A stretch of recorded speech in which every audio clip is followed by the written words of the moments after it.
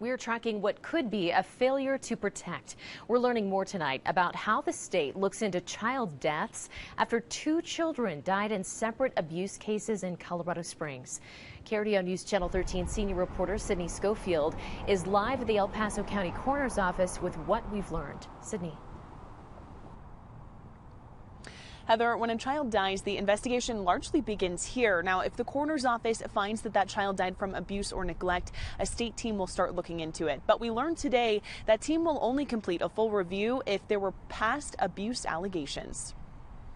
As the community mourns the loss of a 14-month-old from a fentanyl overdose and a 5-year-old from abuse-related injuries, it appears the Child Fatality Review Team is looking into the deaths. If someone raised concerns to the state about the safety of a child within 3 years of an egregious, fatal, or near-fatal incident of abuse, the review team opens a formal investigation, trying to identify what contributed to the abuse and what changes should be made to prevent further incidents. What we try to look at are the social determinants of health.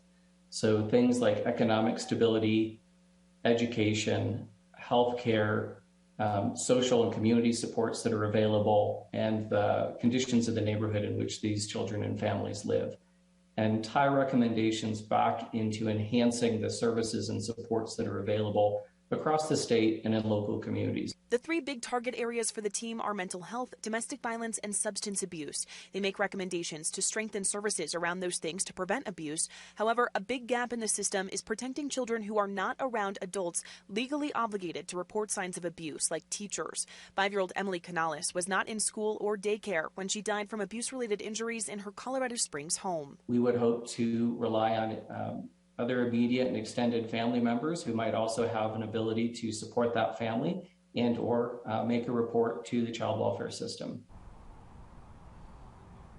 Now, over the last 3 years, almost as many tips about child abuse came from community members as they did from mandatory reporters like teachers and doctors. The percentages there sit at about 50-50.